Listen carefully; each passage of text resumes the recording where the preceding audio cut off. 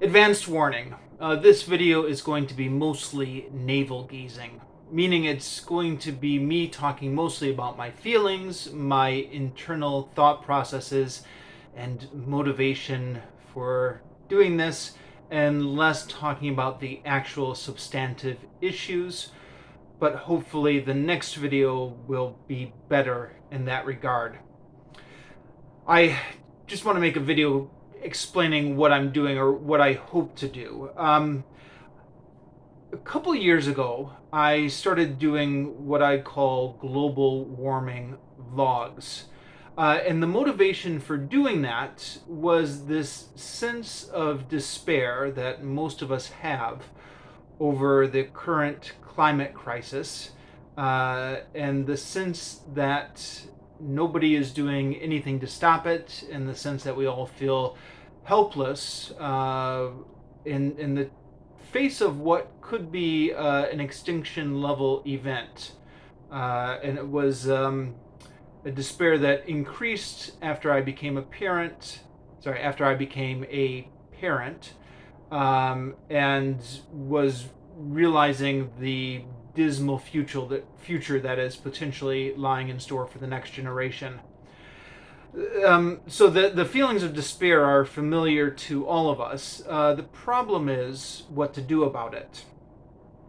Well, what to do about it? I had this idea that I would start making YouTube videos about it once every 2 weeks, talking about it, and I didn't really have any idea what a productive solution would be. I mean, we all know what the solution is, but in terms of like what we as individuals can do, since we are not in control of the Congress or the lobbyists or Exxon or anything like that. So yeah, I had this idea I would start off making the videos, and I thought, okay, the first video I'll admit that I don't know anything, but then I'll keep doing research and finding out what organizations to donate to, what bills to support in Congress, who to write to, who to support, what solar powered roof, what roof solar power to install in your house, or find out information, and the idea was that as I continued doing those videos, they would actually maybe chronicle my journey to becoming more informed, become more useful, and yeah, just the videos would act as a chronicle of that. That was obviously wishful thinking, because it was all too easy to just do nothing. And then I'd set myself a schedule once every 2 weeks, and then 2 weeks came around, and it was like, oh, right, okay, what to talk about this week? So I think I did one introduction video, one video on the Green New Deal, and then one video just reviewing a BBC article about 10 things you can do to reduce climate change. I was feeling quite embarrassed about the way those videos were coming out, because they were not substantive. They were mostly me rambling, and I wasn't quite sure what good they were doing anyone. But all that being said, I never really intentionally decided to stop doing them. What happened is just the age-old thing of I was really busy and forgot to do it one week. And I thought, okay, I'll catch up on the next week. But then I thought, well, I already missed 1 week, and I'm really busy this next week as well, so I'll just miss a couple weeks. And then, before you know it, a month, 2 months has gone by, and then it's obvious that these videos are on some sort of hiatus. I only ever did 3 of them to begin with. And then it was time to reflect and say, well, okay, those videos were pretty cringe to begin with, and really, what value are they serving anybody? I mean, we all know the problem.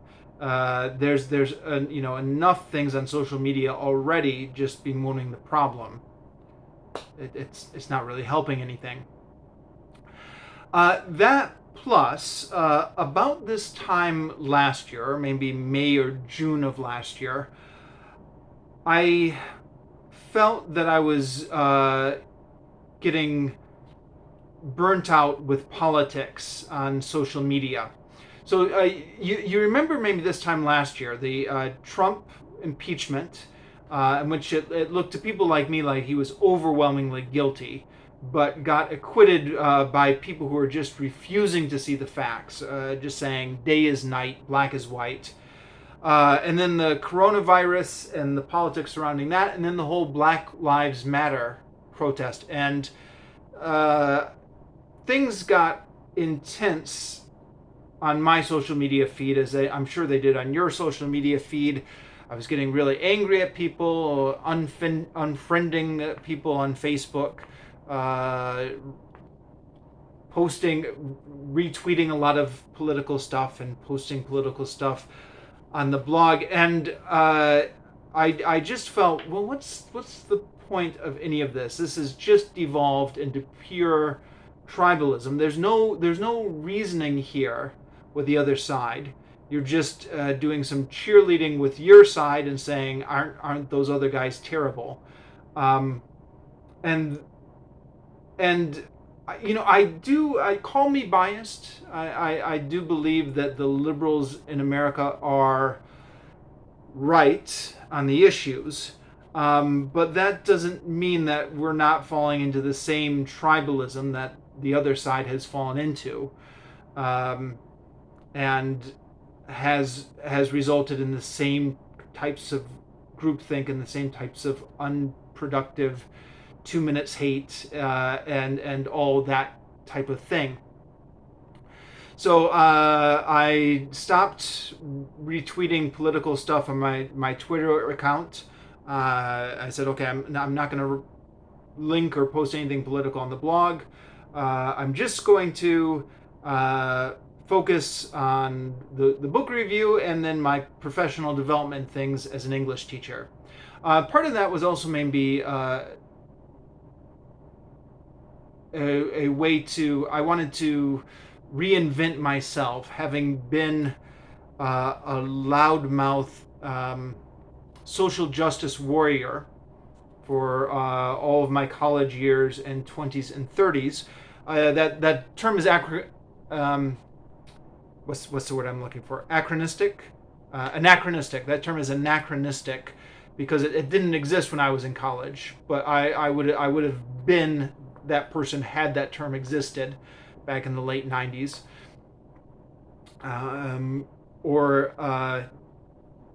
Certainly had aspirations to be. I lacked courage and focus in real life, but then once social media became available, then that was a useful platform for me to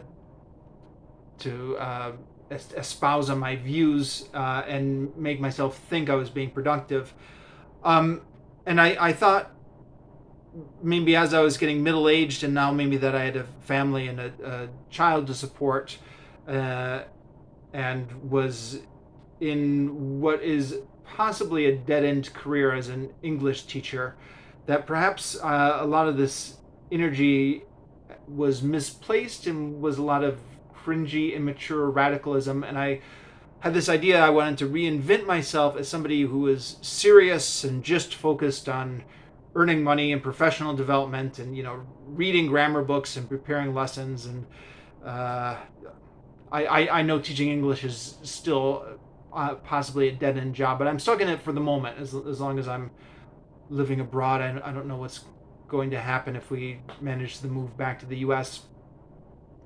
But I thought whatever happens, the job I'm in at the moment will be something I devote a fair amount of energy to, and all this immature politics and stuff like that I'll just not worry about. That plus, I think I allowed myself some optimism about climate change. I was reading articles all the time about how solar power and renewable energy was getting cheaper and more affordable, and pretty soon it's going to overtake coal. And now it's cheaper than coal, it's just getting cheaper all the time, and was feeling optimistic about that. I read an article somewhere that said that maybe the Earth has more healing power than we've given it credit for, that if we are able to stop carbon emissions, At a certain point, the Earth will be able to heal itself quite quickly. That article, I don't remember where I read that. I think that might be an outlier, because that definitely does not seem to be what the mainstream view is. What you hear scientists saying most of the time is we're stuck with this for millions of years. But that was an article I read at the time. So I thought I'll just let other people deal with it. Seems like maybe we're past the worst of it anyways. Renewable energy is going to take off. I mean, I don't want to oversell my naivete. I did still realize it was going to be a close run thing, but human nature is such that if you give it any shred of hope to latch onto, people tend to obsess about that slim chance, and so was I. But obviously, the past few weeks have been such that it's not looking very optimistic lately. And you've been following the news as well as I do.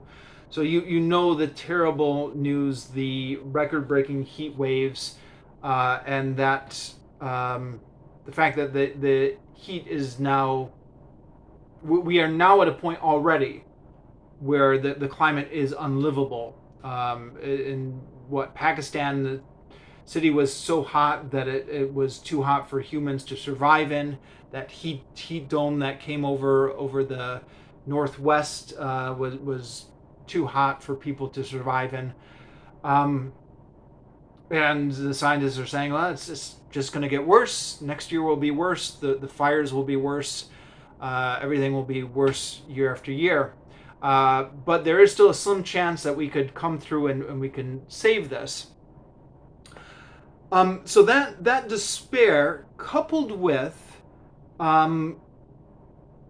the disconnect between the seriousness of the event and how, I don't want to say no one was paying attention, because people were definitely paying attention and it was being reported on. But, you go to CNN, and I check CNN every day, and it would be, and I'm looking at the international edition, granted, but it would be very far down the page or not on there at all, and there would be all these stuff about Britney Spears and the new Marvel movie and the what's his name going up into space, the billionaire guy doing that was a big story for one day, and you think this is just surreal. The disconnect between the existential fate that the whole human race is facing, and the way that all these news sites or all these social media sites, you go to Yahoo News and it's about Marvel and Star Wars and stuff like that, or at least my feed is. Maybe that says more about me. But that's definitely the way it seemed, coupled with that video that came out about the Exxon lobbyists, where they were quite, if Greenpeace was able to tape them under false pretenses, they thought they were applying for another job, where they were saying, yeah, we've got these senators under our control. This is what we do. This is how we control them. So the fact that, read an article in the AP that more drilling for oil is now being approved under Biden than was approved in the previous administration. The disconnect between the seriousness of the threat and the lack of mainstream media response to it, and obviously the lack of government response to it. And it doesn't have to be this way, obviously, but this is the way we're heading. So I've been thinking for about a week now about breaking my self-imposed no politics on social media barrier. I should mention, by the way, sorry, I should have mentioned this earlier. I'm living abroad in Vietnam. So social media is largely the way I participate in the political discourse. When I was living back in the US, I was more involved with some local activists on the ground type groups, although it's questionable how much good even that was doing. But yeah, I should make that clear that one of the reasons I I've been talking about social media as political changes because that's one of the only options you have when you're living abroad and you're not actually connected to groups on the ground. Um, yeah, so been thinking about whether or not I wanted to break that self-imposed ban, and I really was reluctant to break it because I know to a certain extent that if I get back in it and get back to tweeting stuff about climate change, for one thing, it's a real downer, and for another thing, I'm it's gonna look stupid. I mean, this video is perhaps a prime example of where I'm rambling about stuff, and then I'm gonna think about this 2 weeks later and cringe and say, "Oh, what an awful video! I just rambled on," and everyone's gonna look at that video and say what an idiot. And cutting myself off from the political discourse was one way to try and protect my self-image. But I've come around to the idea the past couple weeks that this is a crisis and you can't stay silent during it.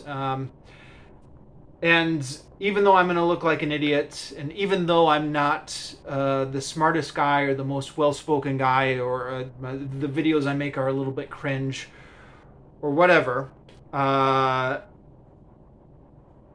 I don't want to make it sound too much like I'm this sort of selfless saint who's embarrassing myself for the good of the world. Some of this is for my own peace of mind, because there's a certain peace of mind in believing, whether it's true or not, just the belief that you're working on a problem. Like if this problem is looming large over you and you're not doing anything, then it just eats away at you and you can't sleep or do anything. But if you have this idea like, okay, I'm making progress, and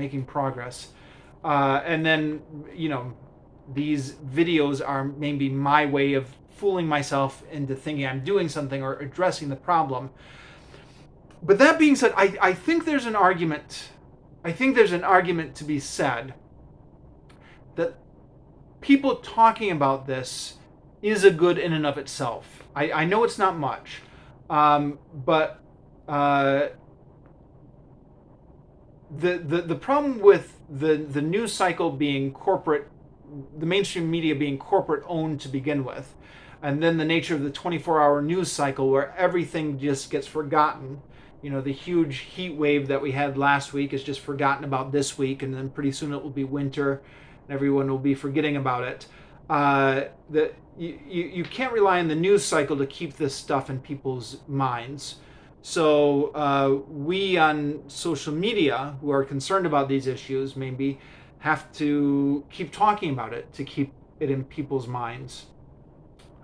As well as there's also an argument to be made that keeping these issues up on social media alerts politicians to the fact that these are issues that people care about and acts as kind of a pressure point. It certainly has seemed to work that way with another number of conservative pet issues, some of which have been completely crazy but have gained traction on social media.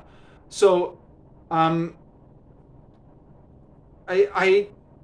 know that's somewhat of a debatable point, but the cost of talking about it is low. So because of that, why don't we all just talk about it more? And if you're of the same mindset, if you're worried about this stuff, and if you think that maybe talking about it can help to keep it more in the public consciousness, or help to keep the people focused on the idea, then by all means start doing the same thing on your channel. My influence on this platform is very mild, to put it mildly. It's my influence on this platform is very slight, to put it mildly. I mean, check the view count on this video. It'll be like 3 people watched it or something. 3 to 10 is about what my videos usually get. So I don't I sorry. I think it would be good, though, that being said, if everybody who saw this and who has their own YouTube channel would start making their own videos talking about the issues. And if we could get everyone to make, a couple of these videos a month, once every 2 weeks or whatever, talking about the issues. At any rate, it seems at a certain extent disingenuous not to talk about it. I mean, it seems like when all this stuff is going on, to just continue doing my normal videos, to just say, okay, here's a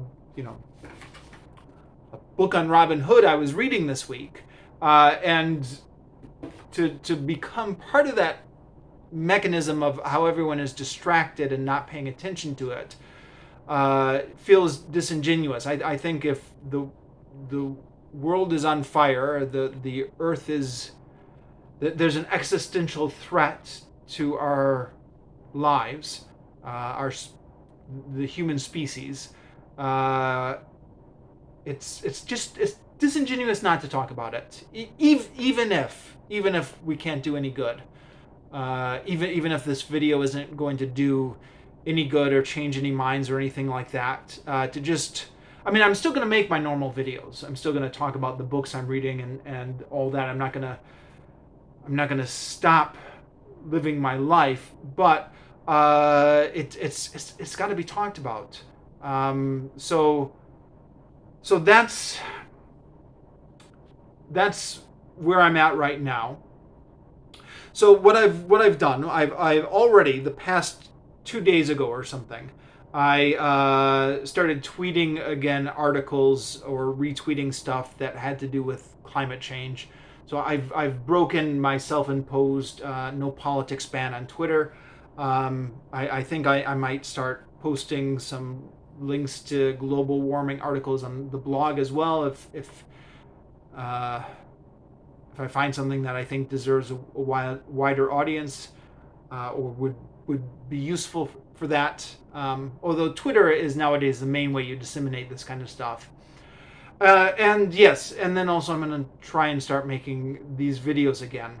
Now, the idea I had last time around 2 years ago is that every week I would kind of try and make some progress in a direction towards being more involved in the issue.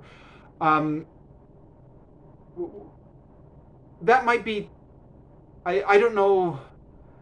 At the moment, I'm a little bit directionless. So I think what I'll start doing, at least initially, is just act maybe as a news commentary.